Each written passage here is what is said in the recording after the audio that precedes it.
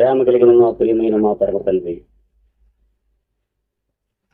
నాయన మీ పాదములకు వేలాది స్తోత్రములు వందనములు. ప్రభువా, మీ ప్రేమను బట్టి మీ సన్నిధిలో ప్రార్థించిన రీతిగా మమ్మను స్థలములకు నడిపించారు. ఎన్నో స్తోత్రములు వందనములు చెల్లించుకుంటున్నాం. చనిపోయిన బిడ్డను జ్ఞాపకము చేసుకున్నటకు తండ్రి, ఈ కుడుకులో మీరు మమ్మల్ని ప్రవేశపెట్టి ఉన్నారని ఎన్నో స్తోత్రములు వందనములు చెల్లించుకుంటున్నాము. ప్రభు, ఈ సందర్భంలో ఈ నీ మాటల ద్వారా మీరు మాతో మాట్లాడుస్తున్నారో ఆ నీ మాటలు మీ ఆత్మ ద్వారా మీరు చదివించి మొదలుగా మీరు మాతో మాట్లాడి మహిమ గంధ ప్రభావం మీకే చెందినట్లుగా, మీ మహిమను ఎంత మాత్రము కూడా దొంగలించుకున్నట్లుగా మీ సహాయం చేత నడిపించవలసిందని మమ్మల్ని ఎంతో ప్రేమించిన యేసుక్రీస్తు పేరుడు వేడుకొస్తున్నాం తండ్రి. ప్రభు మమ్మల్ని ఎంతో ప్రేమించి మనందరము కూడా ప్రార్థించే రీతిగా ఈ సమయానికి ప్రభు తెచ్చాడు. ఆయనకి ఎన్నో స్తోత్రములు వందనములు చెల్లించాలి. ఈ సందర్భంలో చనిపోయిన బిడ్డను జ్ఞాపకం చేసుకోవడానికి, తరువాత మనందరం కూడా ఆ కుటుంబం కొరకు ప్రార్థన చేయడానికి దేవుడి ఇచ్చిన ఈ మంచి తరుణాన్ని బట్టి ఆయనకి ఎన్నో స్తోత్రములు వందనములు చెల్లించాలి. ఆయనే కాదు, మనందరం కూడా చనిపోతాం. ఈ సంగతి చాలా మంది మర్చిపోయారు. ఈ సంగతి చాలా మంది మరిచిపోయి ఈ లోకాన్ని ప్రేమించి లోకాశలు లొంగిపోయి ఉంటున్నారు. కానీ అయ్యో, నేను ఒకనాడు చనిపోతాను కదా, నేను చనిపోయిన తర్వాత నేను ఏ స్థలానికి వెళ్తాను, నేను ప్రభు దగ్గరికి వెళ్తానా, పరలోకానికి వెళ్తానా, లేక నరకానికి వెళ్తానా అనే సంగతి గురించి ఆలోచన చేస్తున్నారంటే వారు ఎంత మాత్రం కూడా ఆలోచన చేయడం లేదు. తన సంతపురం ఊళ్ళో ఒక తెలియని బ్రాహ్మడు చనిపోయాడు. ఇంకా 10 నిమిషాలు చనిపోతానగా తన భార్యను పిలిచాడు. ఇది చెన్నాడాయన, నేను వెళ్ళిపోతున్నాను అన్నాడు. నేను వెళ్ళిపోతున్నాను అన్నాడు. అదో వేదాంతి భార్య కూడా వేదాంతరాలే. అది వెళ్ళిపోతున్నారా, ఈమె కూడా గ్రహించింది. అది వెళ్ళిపోతున్నారా అంది. నేను వెళ్ళిపోతున్నాను, నువ్వు మొట్టు మాత్రం ఉండబోయేది అన్నాడు. వాడు ఇల్లు కనుక ఆమెనంటే, ఇది లోకాల చాలా విరుద్ధం కదండి, మీరు చనిపోతారు కదా, నన్ను ఉండబోయేది అంటున్నాడండి. దానికి సమాధానం చెప్పాడంటే, నేను ఈ స్థలమైతే విడిచిపెడతాను కానీ ఇంకో స్థలములు ప్రవేశిస్తున్నాను. నేను మళ్ళీ ఏం చెప్పాడు, నేను మద్రాసు వెళ్తాను, సంవత్సరం ఉంటాను, నువ్వు ఉండబోతావా అన్నాడు. ఉండబోయినాను అంటే ఈ స్థలం విడిచిపెడుతున్నాను, ఈ స్థలం విడిచిపెడుతున్నాను, ఇంకో స్థలంలో ప్రవేశిస్తున్నాను. ఏదో స్థలం ఉంటాను కదా, ఈ స్థలం విడిచిపెడుతున్నాను కానీ ఏదో స్థలంలో ఉంటాను కదా నేను. అంటే స్థలాలు 2 ఉన్నాయని దేవుని వాక్యం చెప్తుంది. తర్వాత మరి హిందువులు కూడా చెప్తున్నారు కదా, స్థలాలు ఏంటంటే 2 స్థలాలు. ఒకటి భయంకరమైన నరకం, రెండవది పరలోకం. అయితే ప్రియులారా, నేను ప్రతి వారు కూడా చనిపోవాలి కదా, వెళ్ళిపోవాలి కదా. యోహాను సువార్త 8వ అధ్యాయము 21వ వచనం సార్ చదవండి. చనిపోయిన వారి గురించి ఏడవద్దు, ఎంత వచ్చినా కానీ, ఎంత విచారించినా కానీ, ఎంత అంగలార్చినా కానీ, అలా చనిపోయిన వారు తిరిగి వస్తాడంటే తిరిగి ఎంత మాత్రం కూడా రావడం. అంటే చనిపోయిన వారు తిరిగి రావాలి కానీ మనం అక్కడికి వెళ్ళాలి. సరే, మనం అక్కడికి వెళ్ళాలనుకోండి, మరి ప్రభువు నమ్మితే ప్రభు దగ్గరికి వెళ్తాం. మరి ప్రభువు నమ్మకపోతే ప్రభు దగ్గరికి వెళ్తామా? ప్రభు దగ్గరికి వెళ్ళాం కానీ భయంకర నరకానికి వెళ్తామని దేవుని వాక్యం ద్వారా ఈ సమయంలో ప్రభు మనతో మాట్లాడుతూ ఉన్నారు. యోహాను సువార్త 8:21. మరి ఒకప్పుడు ఆయన నేను వెళ్ళిపోతున్నాను. ఆయన అంటే ప్రభు యేసుక్రీస్తు.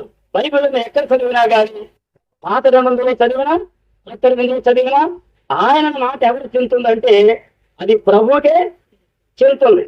ఇంకా చెప్పాలంటే ఆయన మాట ముగ్గురికి చెందుతుంది.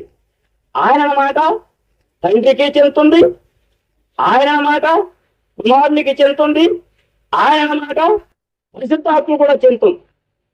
ఆయన ఆదామును చూచి అనే మాట ఇది ఎవరు చెందుతుందంటే ఇది తండ్రికి చెందుతుంది. ఇక్కడ మాట యోహాను సువార్త 8:2 నేను వెళ్ళిపోయిన తరువాత అనే మాట ఈ మాట ఎవరు చెందుతుందంటే ఇది మన ప్రభువైన యేసుక్రీస్తుకి చెందుతుంది. ఎక్కలేదు కానీ ఆయన వచ్చి పాపమును గూర్చియు నీతిని గూర్చియు తీర్పును గూర్చియు ఒప్పింపొచ్చింది. ఇది ఎవరు చెందుతుంది? ఇది పరిశుద్ధాత్మ చెందుతుంది. ఆయన మాట తండ్రికి చెందుతుంది, ఆయన మాట కుమారుడికి చెందుతుంది, ఆయన మాట పరిశుద్ధాత్మ చెందుతుంది. మన బైబిల్ చదువుకున్నప్పుడు ఈ ఆయన మాట అది తండ్రికే చెందుతుందో, అది కుమారునికే చెందుతుందో, అది పరిశుద్ధాత్మ చెందుతుందో కాస్త వివేచన గారికి ఆలోచన చేసి అది మనకు తెలుస్తుందన్నమాట. ఇక్కడ నా ప్రభు ఆయన నేను వెళ్ళిపోయిన తర్వాత నేను వెళ్ళిపోతున్నాను మీరు నన్ను వెతుకుతారు. నేను ఎక్కడి నుంచి వచ్చాను అక్కడికి వెళ్ళిపోతున్నాను కదా. నేను ఎక్కడి నుంచి వచ్చాడు?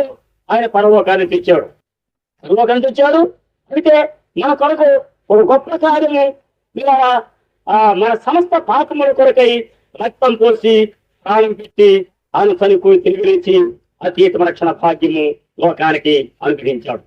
ఆయన చెప్పిన మాట ఏంటంటే నేను వెళ్ళిపోయిన తర్వాత చాలా మంది నన్ను వెతుకుతురు కానీ మీ పాపం నేను వెళ్ళిపోయిన తర్వాత చాలా మంది వెతుకుతురు గాని గానంటే ఏంటి?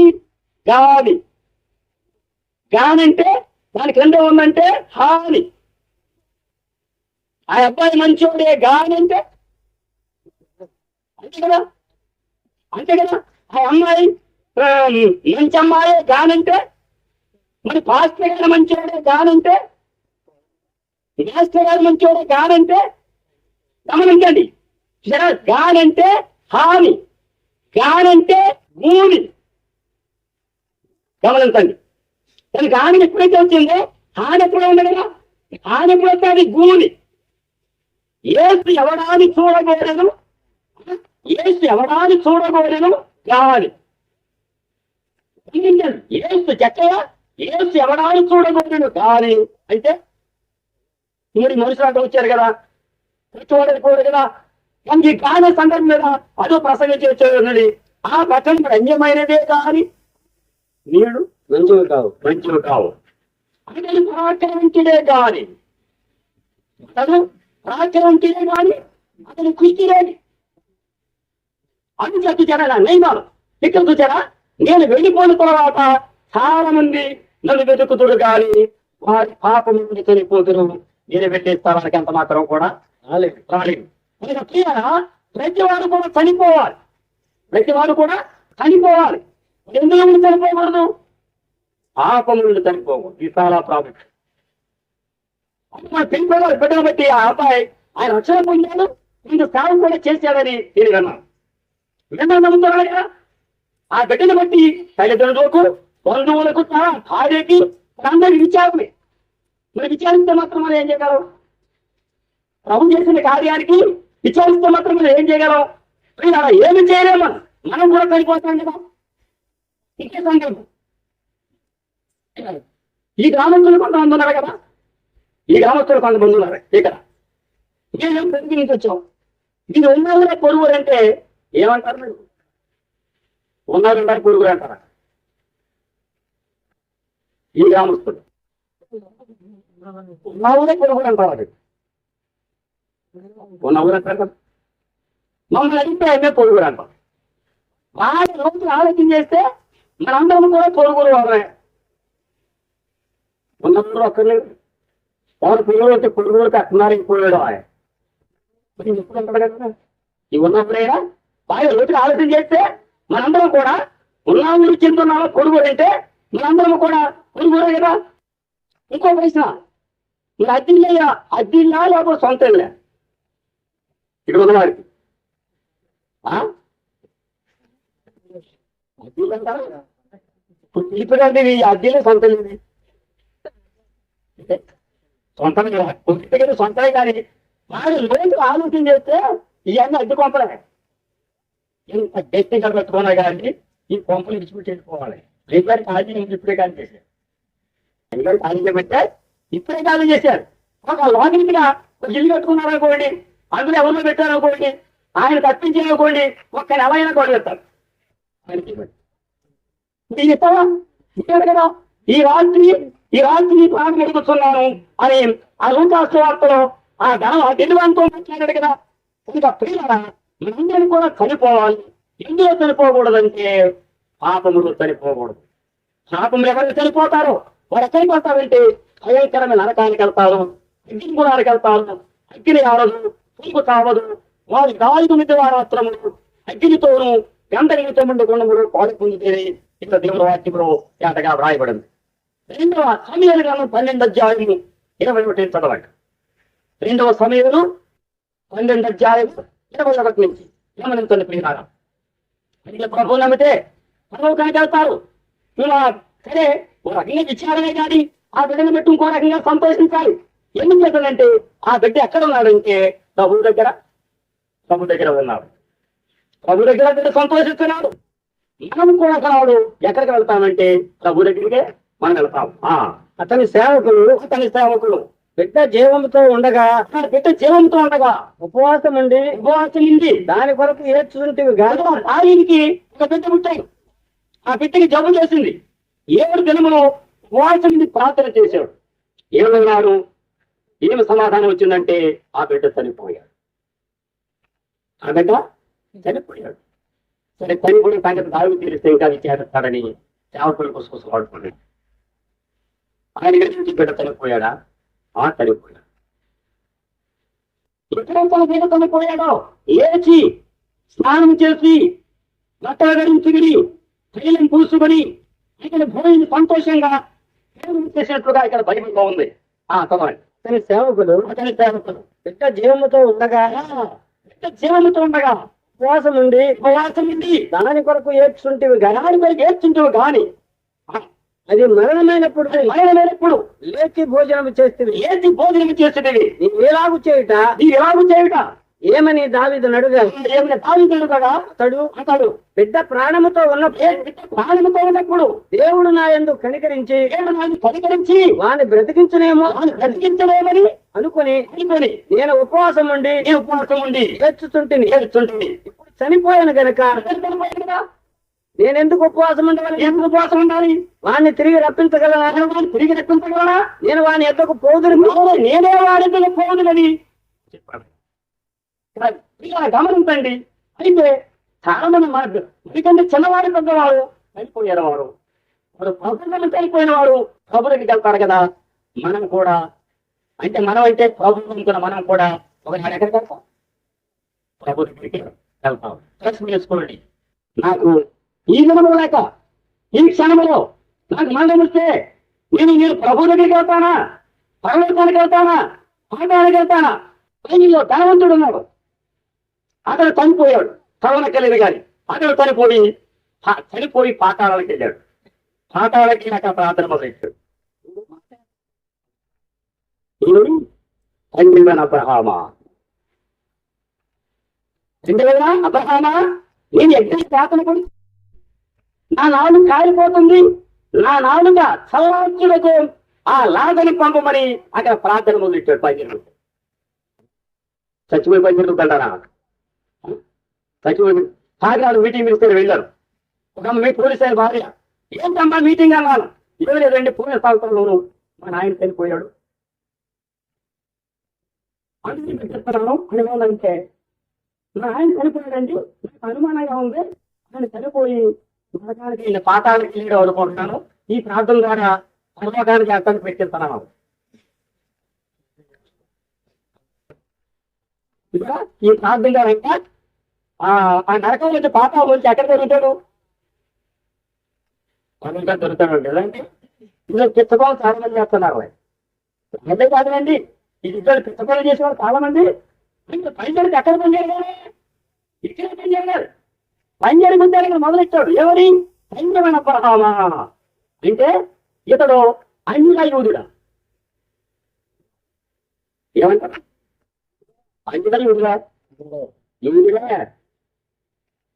యూదులే కానీ ఏ కుటుంబానికి చెందినవాడు? అబ్రహాం కుటుంబానికి చెందినవాడు. అందుకని ఏమంటున్నాడంటే తండ్రివైన అబ్రహామా, నాయన యజ్ఞం యాత్ర పడుతున్నానంటే ఆయన అంటున్నాడు, నా కుమారుడా, పరలోకముందున మా తండ్రి, వాళ్ళ చిత్తుగా సాగి పరలోకం మా తండ్రి అన్నారు. ఏమంటారు? వారి భార్యను పెట్టి నాయసరికి దేవుని ప్రేమ కావడం ఇష్టాన్ని చనిపోయిందా మరి దేవుని రాజ్యాన్ని అవుతామంటారా? తండ్రి వాడు అబ్రహామని వారు ప్రార్థన చేస్తా ఉంటే ఈయన ఉంటున్నాడు, నా కుమారుడా, చిచి అంటే చిచి అంటారు. ఏమన్నాడు? నా కుమారుడా, నా కుమారుడా అంటే నా కుటుంబానికి చెందినవాడు వేలే.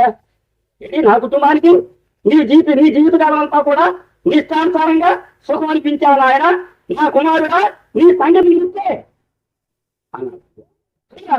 అంటే చూచారా, దేవుని ప్రేమించాడా లేక పాపముని ప్రేమించాడంటే అతడు పాపముడే. దేవుని వాక్యంలో దుష్టులను దేవుని మరుసు జీవులందరూ కూడా పాతాళం దిగిపోదు అని తేటగా వ్రాయబడు. ఇక్కడ పని జరిగిందా? పని జరగలేదు కదా. మనం ఇంకో ప్రాంతం మొదలెట్టాడు. ఈ గురించి పని జరగలేదు, ఇంకో ప్రాంతం మొదలెట్టాడు. నాకు 5 సహోదరులు ఉన్నాయి ఈ భూమి మీద. ఇలా అన్నది ఎంతమంది? 5 కదండి, 6. ఒక ఇందులోకి వచ్చే కూర్చున్నాడు కదా. ఇలా అందరూ ఎంతమంది అంటే 6 అన్నమాట. కొన్ని ఇందులోకి వచ్చారు కదా, ఇల్లు సహోదరుడే కదా, వీడు కూడా సహోదరుడే. ఇప్పుడు ఈ సహోదరుడు అప్పుడు వచ్చాడు. నరకం కదండి, పాతాళం.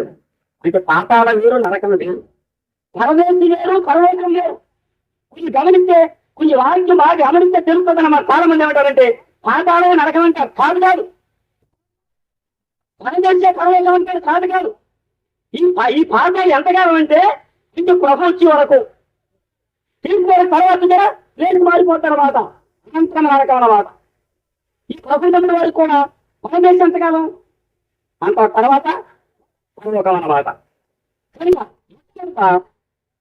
ప్రయత్నం చేశాడు పంజాగలు. ఏమంటారంటే ఆయన తీసుకోవడం ఆయన నేనంటే నా కళ్ళు మూసిపోయి నా కావడం చేత నేను లోకాన్ని ప్రేమించాను, నేను పాపాన్ని ప్రేమించాను, నా ప్రాంతాన్ని జీవించాను ఆయన అంటే వాళ్ళు వేదన కలిగి తరాలు రాకుండా అక్కడించాడు పంపించాడు. ఎక్కడ అక్కడ ఇక్కడ బాగుంటుంది. నిజంగా ఈ ముట్టాగుడులో అంతకాంగా ఉంటావు కానీ ఎందుకు 80 నవంబర్ చనిపోయాడంట. మళ్ళీ 80 నవంబర్ వచ్చాడంట. ఇక్కడికి వచ్చాడు. ఇక్కడికి వస్తే సాయం తిరిగి ఉంటాడు. మరి ఆయన వస్తున్నాయి కదా, నాయన ఏంటి ఆయన నువ్వు అంత బాగున్నారా ఏంటి అందరూ ఈ ముందరం కదా ముందరు కదా. ఏం చూడండి, 80లో నవంబర్లో చనిపోయాడు కదా. గమనించండి, 80లో చనిపోయాడు. మళ్ళీ చనిపోయింది. వచ్చిన తర్వాత ఈ తెలిసిన వాళ్ళంతా కూడా ఈ అబ్రహాం గారు మూతారం మొగరా మూతారంటారా నాయకుడు ఉంటాయి. మూతారం మొగరా చెప్పండి. అందరూ మాట్లాడతారా? చాలా భయపడతారు. అందరూ అంటారు మోతం వచ్చిందంట. అట్లాంటి అంటారు వాళ్ళు. ఎవరైనా ఎక్కడ ఊరిలో వస్తే వాళ్ళు ఉంటారు కానీ మళ్ళా ఏడు వస్తే మీరు అబ్బాయి గారు అంటారు పోతాం అంటారా? మీరు దెయ్యం అంటారు కదా. వీళ్ళు ఏమంటున్నారంటే 5 సొసైటీలు ఉన్నారు. ఈ వ్యాధుల కింద స్థలం రాకుండా అక్కడి చోట పంపిస్తాం. వీడికి పని జరగలేదు, వాళ్ళకి అసలు పని జరగలేదు. మనం తెలియాలా అంటే ప్రభు నమ్ముకుంటే పరలోకం దేవుతుంది. కానీ ప్రభుత్వం నమ్ముకోకుండా చనిపోతే వారు ఎక్కడి నుంచి వస్తారంటే వారు భయంకర పాతాళం వెళతారని, తర్వాత నరకంలో ప్రవేశిస్తారని నేను వాక్యములను బహుచేతగా వ్రాయిస్తాను. ఈ పెట్టేవాళ్ళకు ఆలోచన చేయండి. నేను నాకు ఇప్పుడు పిలిగి ఉంటే నేను పైకి వెళ్తాను, కిందకి వెళ్తాను. పైకి కిందకి ప్రభువులు అంటే పైకే, ప్రభువులు అనకపోతే కిందకే. కింద పై ధనవంతుడు కిందకేట పైకి వెళ్ళాడు. వాళ్ళు కింద ప్రేమించాలి కనుక పాపం ప్రేమించాడు కనుక సాగుని ఏంటంటే లోకముల మా ఇష్టానుసారంగా జీవిస్తావు. చనిపోయిన తర్వాత ఎక్కడికి వెళ్తామంటే ప్రభుత్వం వెళ్తామంటున్నారు. మరి ఏంటి కదా నేను వెళ్తానా? వెళ్ళడానికి అవకాశం ఉంటుందా? లేదు కదా. ఇంకా పిల్లల ఈ చిన్న కొడుకులో ఎవరైనా ప్రభు నమ్మకపోతే ఒకవేళ చాలా మంది ఎవరుకుంటున్నారంటే ఇప్పుడు మతం తెలుగున్నాం, మతం కలుపుతున్నాం, ఇప్పుడు పరమశని కలుపుతున్నాం అంటే అనుకోవచ్చు. కానీ అంటే ఆ ధనవంతుడు ఇందులే ఏముంటున్నాడు చెందినవాడు, అటువంటి చెందినవాడే కానీ వాడి కిందికి వెళ్ళాడా పైకి వెళ్ళాడంటే వాడి కిందికి వెళ్ళాడు కానీ పైకి వెళ్ళలేదు కదా. అలాగే సోదరుడారా, నా సంగతి ఏమిటి? నేను ఒకనాడు చనిపోతాను కదా, నేను ప్రభు నమ్మితే నువ్వు చనిపోయినా నీకు భయం లేదు. నువ్వు ప్రభు భయం లేదు. నువ్వు ప్రభు నమ్మకపోతే నువ్వు చనిపోయినా నీకు భయమే. మరి ప్రభు వచ్చిన భయమే. ఇప్పుడు మనం కోటం అనుకోండి, మన పోలీసు వాళ్ళు వస్తారు ఇక్కడికి, వెళ్ళిపోతాను వెళ్ళిపోతాను ఉంటాడు వెళ్ళిపోతాడు. అంటే ప్రభు నమ్ముకునే వారికి వెళ్ళిపోతున్న వారి ప్రపంచిన భయం లేదు, వారి చనిపోయిన భయం లేదు కదా. తగిలించండి. ఎవరైతే ప్రభు నమ్మకం ఉన్నారో, ఎవరైతే రక్షణ పొంది ఉన్నారో ఈ మధ్యాహ్న సమయంలో ఇక చాలా కాలం బట్టి ఈ వాక్య వింటున్నారు. ఆయన చాలా కాలం బట్టి చెట్లు మారుతున్నాడు. నువ్వు ఏసు తీర్చుకున్నాడు రక్షణ అని ఏమన్నాడు కానీ నేను నా హృదయంలో తీర్చుకోలేదు. నేను పాల్గొన్నాను. ఆయన నా సమస్త పాపాలు క్షమించమండి. పాపం అంటే దుఃఖం కలిగి, పాపం అంటే కలిగి, పాపం అంటే పాపముతో ఎవరైతే ప్రభునాన్ని ప్రార్థన చేస్తారో, వారు ప్రేమించిన పాపాలు విడిచిపెట్టి యేసుక్రీస్తుని హృదయంలో తీసుకుంటారో ఆత్మని శాంతి ఆనందంలో కలిగి చేస్తాడు. కొనుక్కున్న తర్వాత ఆయన రాజ్యానికి స్వార్థులుగా చేస్తాడు. మొదటి అధ్యాయం ఏమిటో చూస్తాడు. ప్రభు నమ్మితే పరలోక రాజ్యము, ప్రభు నమ్మకపోతే భయంకరమైన నరకమని వాక్యం ద్వారా మనం విన్నాము. ఒకటి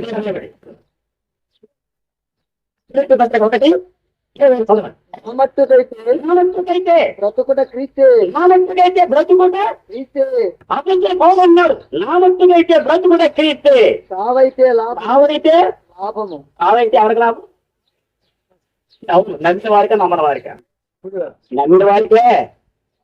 నామట్టుకైతే బ్రతుకుట క్రీస్తే, సావైతే లాభం.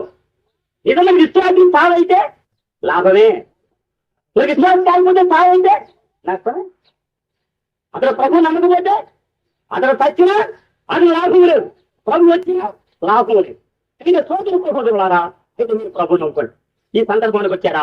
నామట్టుకైతే బ్రతుకు కూడా క్రియేస్తే ప్రభు నమ్ముకున్నాడు. ఎవరు కూడా బతుకుతారు? ప్రభు కొరకే బ్రతుకుతారు, ప్రభు కొరకే జీవిస్తారు, ప్రభు పక్షంగానే పని చేస్తారు, ప్రభునే పని చేస్తారు. వారు తీసుకుంటే ప్రభు, వారు వేస్తే ప్రభు, వారి ప్రయాణంలో ప్రభు, వారు ఎక్కడ ఉన్నా కానీ చూసారా? ఎవరు కొరకు జీవిస్తారంటే ప్రభు కొరకు జీవిస్తారని ఇక్కడ దేవుని వాక్యం. నా మట్టుకైతే బ్రతుకుడ తెలిస్తే సావైతే లాభం. నిజమే. రైతు మరి అవును కదా, సావైతే లాభం. ప్రభు దగ్గరికి వెళ్తారు కదా, సావైతే లాభం. పడదండి. శరీరముతో నేను జీవించుట, నాకున్న పనికి ఫలసాధనమైన నేనేమి కోరుకుందును నాకు తోచలేదు. ఈ మధ్యను ఇరుకున పడి ఉన్నాను. వెడలిపోయి కూడా నాకు ఆశ ఉన్నది. ఉంటదంటే విశ్వాసాల ప్రతి వారు కూడా అయితే నాకు నేను ఎవరైపోయి క్రీస్తు ఆశ ఉంది కానీ ఇక తర్వాత వెళ్ళలేదు. అయినా మీ అవసర నిమిత్తము, ప్రభు నిమిత్తము, ఆయన పై నిమిత్తము కొంతకాలకి మధ్య ఇక్కడ బైబిల్లో తేటగా రాయబడింది. ఏం గమనించాలంటే అయితే బ్రతుకులో తెలిస్తే సావైతే లాభం. ఇక మీకు సాగుంటే లాభమా నష్టమా? ఇక నష్టం కావాలి, లాభం కావాలి. లోకం ఇదని చెప్తే లాభం కూడా చేస్తాం, నష్టం కూడా చేస్తాడు. నష్టం కూడా ఎవరు చేస్తాడు? లాభమే రావాలి. లోకానికి నచ్చితే ప్రభు నమ్మితే మీ లాభమే. ప్రభు నమ్మకపోతే మీ చాలా నష్టమే కదా. గమనించండి. 57 అధ్యాయం మొదటి నుంచి 2 వచనాలు చదవండి.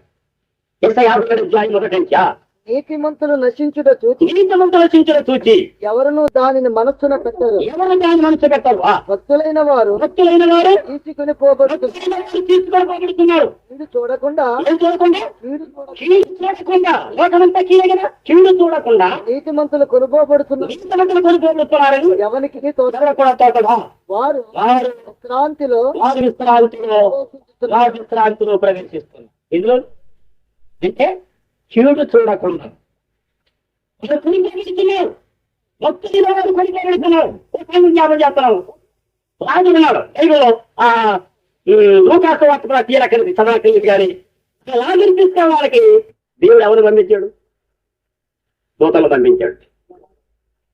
తీసుకెళ్తాకు వచ్చిన దూతలు గొప్పడా, లాజరు గొప్పడా? ఎందుకు గొప్పడంటారు? తీసుకెళ్లారు కనుక అయితే దూతలు తీసుకెళ్లారు కనుక గొప్పడే. దీంట్లో మంచి ఉద్దేశం కూడా అంటే దూతలకు చిత్ర దూత లాజరు గొప్పవాడా, దూతలు గొప్పవాడంటే లాజరు గొప్పవాడు. అసలు మనకంటే దూతలు గొప్పవాడు అక్కడ చూస్తే మనకంటే దేవదూతలు గొప్పవాడు కదా. దేవదూతలు ఈ భాష చేస్తారు కనపడుతున్నారా? లేదు కదా.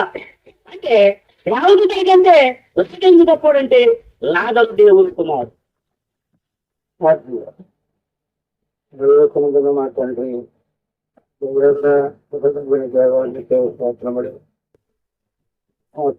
భూమిని పరశిస్తులు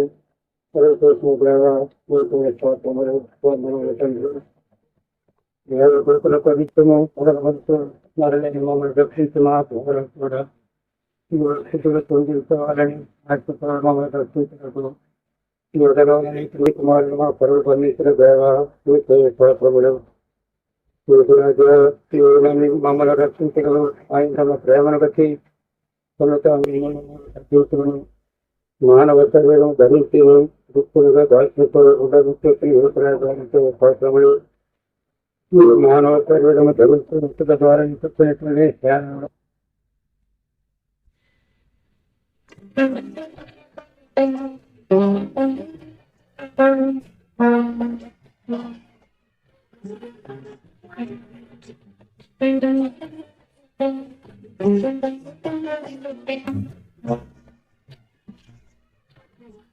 Bye.